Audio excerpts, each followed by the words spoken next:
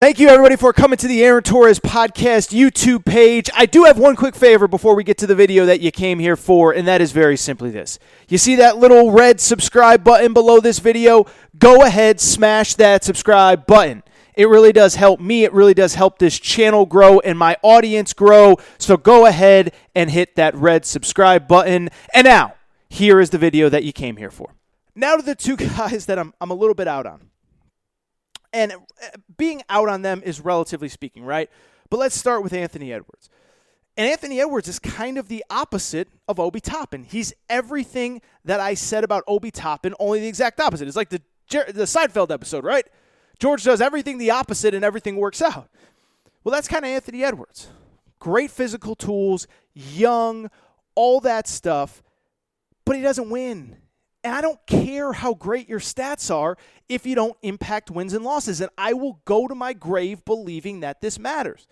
I still go back to the year Markelle Fultz was at Washington, and there just became this consensus that you had to take Markelle Fultz number one.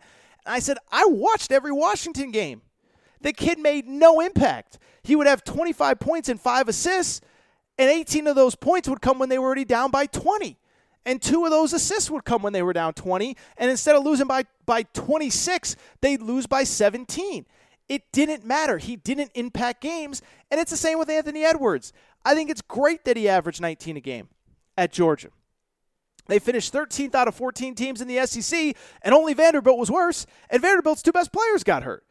And so I think it's great that Anthony Edwards can fill up the stat sheet. And I do think Anthony Edwards will have value in the NBA.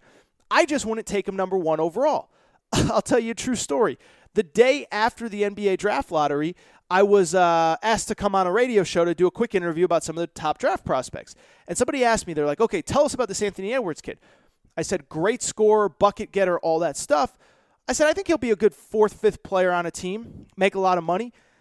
And my buddy who was hosting the radio show, he goes, when you say 4th, 5th best player, does that mean like next year?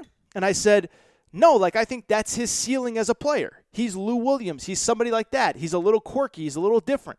He'll come off the bench. He'll be your 5th guy. He'll get buckets. He's not a player that you build your organization around, but it's the truth. And I think most people who have watched him throughout high school, watched him throughout his 1 year in college agree. Never impacted winning. He's never won at the high school level, never won at the AAU level, never won at the college level. And I'm just saying, I think he's going to be a very good role player. I wouldn't take him number one, though.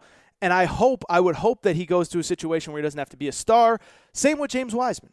James Wiseman has had a reputation since he was probably 15 or 16 years old that he doesn't love basketball, that he's tall and athletic and that he was born to play the game, but that he plays the game because he's tall and athletic and not because he loves the sport.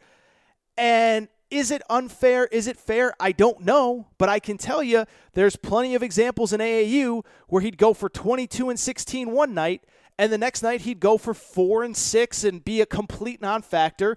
There were other games where he just got dominated by better big guys. There's a famous story of an AAU tournament that I was actually at, but I missed that day, where he went against Oscar Tshiebwe, who's now at West Virginia, and Oscar Tshiebwe just straight punked him.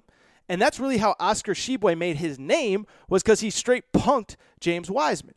And so I bring all this up just to say that I think James Wiseman will be a very valuable player in the NBA. Again, a big guy, a versatile guy. And I should probably backtrack and say, I will say, like the Memphis thing, I don't know if it matters.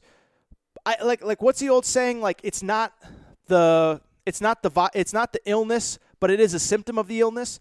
And, like, I don't know that him opting out of the season is, like, a huge deal. I get it. If you're just, like, one of those, like, if you just believe that, like, he got screwed by the NCAA, he shouldn't have had to sit out 13 games, it's Penny Hardaway's fault, it's his mom's fault, I can't argue with that. But I also know a lot of guys that would have taken the medicine and wanted to finish out the season, and he booked it the first chance that he got.